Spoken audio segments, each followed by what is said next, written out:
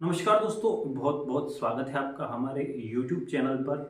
और आज हम जिस विषय पर बात करने वाले हैं वो एक बहुत ही महत्वपूर्ण विषय है।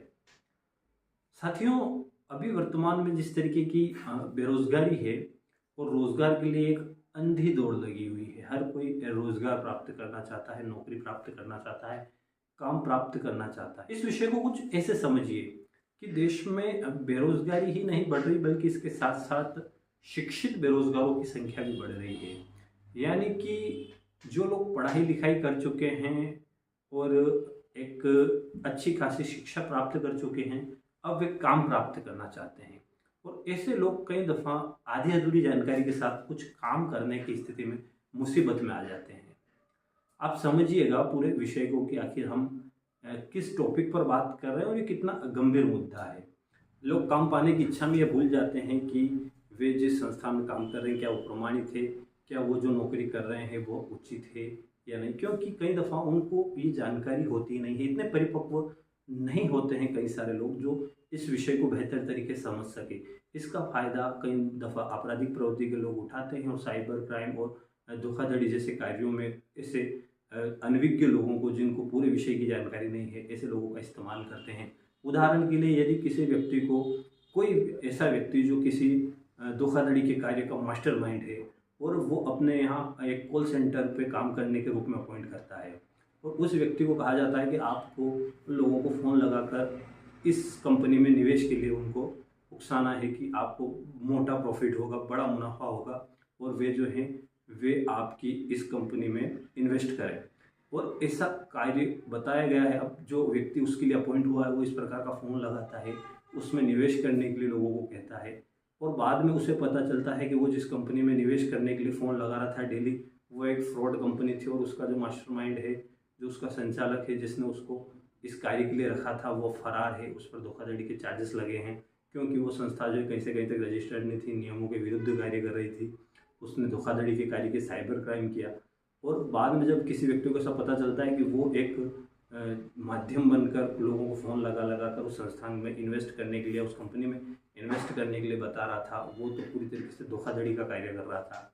तो ऐसे में तब तक जो है बहुत देर हो चुकी होती है और कानूनी समस्याएं जन्म ले चुकी होती है, क्योंकि ऐसे कुछ घटनाक्रम हुए हैं जिसमें कईयों को गिरफ्तार किया गया है और उसके मास्टरमाइंड फरार हो जाते हैं। इसलिए विशेष तौर पर इस बात का ध्यान रखने की आवश्यकता है कि किसी भी संस्था से जुड़ने से पहले उसकी कानूनी प्रामाणिकता का आप ध्यान रखें कि आप कार्य कर रहे हैं क्या उचित है। कहीं ना कहीं जाने अनजाने में आपसे अपराध तो नहीं करवाया जा रहा है। क्योंकि अभी वर्तमान में जिस तरीके से एक काम को लेकर बहुत ही विषम परिस्थितियाँ हैं, क्योंकि पढ़ लिख कर लोग फ्री बैठे हैं, कामकाज कुछ ज़्यादा है नहीं और रोजगार के साधन संसाधन कम होने के कारण हर कोई काम ढूंढ रहा है।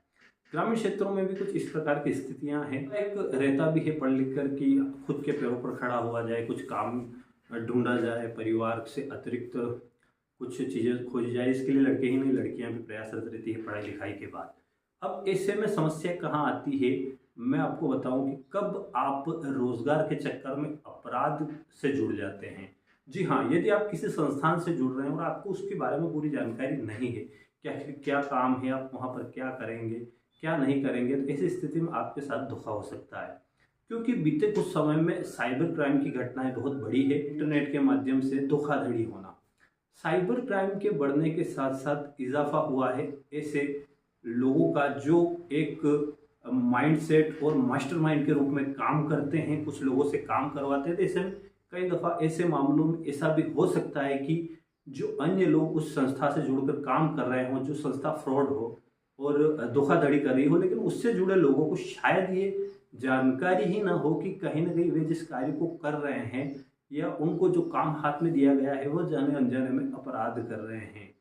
यानी कि यदि किसी संस्थान से आप जुड़ते हैं तो उसके बारे में आपको पूरी जानकारी होनी चाहिए कि वह संस्थान क्या है, क्या उसका कार्य है और वह कितना प्रमाणित है, क्या रजिस्टर्ड है अथवा नहीं है। क्योंकि अब बेरोजगारी के इस आलम में कई युवा जो है वे केवल इस सोच में होते हैं कि कैसे भी करके कुछ ना कुछ काम चाहिए, और इसी सोच के साथ साथ कई बार लड़कियां भी इसी थिंक के साथ आगे बढ़ती है कि वे भी अपने पैरों पे खड़ा होना चाहती है।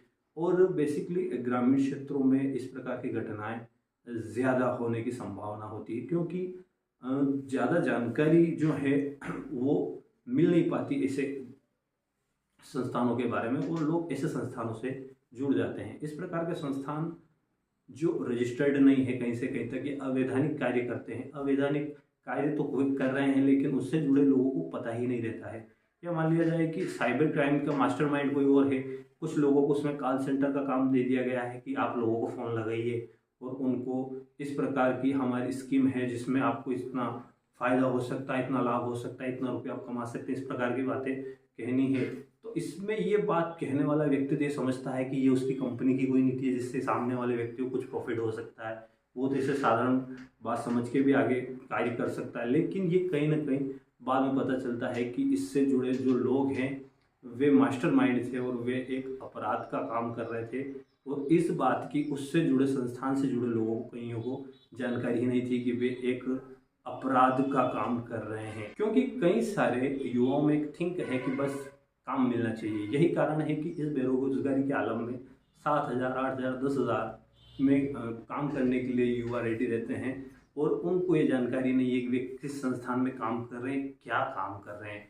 क्योंकि ऐसे कुछ घटनाक्रम हुए हैं जिसमें कईयों को गिरफ्तार किया गया है और उसके मास्टरमाइंड फरार हो जाते हैं। कई ऐसे संस्थान है जो धोखाधड़ी करती है, लेकिन उसमें काम कर रहे लोगों को कई दफ़ा पता ही नहीं होता है कि जाने अनजाने में वे धोखाधड़ी का अपराध कर रहे हैं या साइबर क्राइम की घटनाओं को अंजाम दे रहे हैं। क्योंकि वर्तमान में जिस तरीके से इंटरनेट, मोबाइल और मोबाइल बैंकिंग वगैरह की सुविधाएं मोबाइल से जुड़ी है, वैसे एक व्यक्ति एक स्थान पर बैठकर हज़ारों लोगों को प्रभावित करने की स्थिति में आ गया है। ऐसे में कई दफ़ा कुछ शातिर लोग, भोले भाले लोगों को, जो युवा ज़्यादा जानकारी नहीं रखते हैं, थोड़े बहुत पढ़ लिखे गए हैं तो काम की इच्छा रखते हैं, ऐसे युवाओं को आधी अधूरी जानकर किसी संस्थान में काम करने के लिए जोड़ लेते हैं, और उसके बाद में उनको पता चलता है कि उनके माध्यम से बड़ी धोखाधड़ी को अंजाम दिया गया है।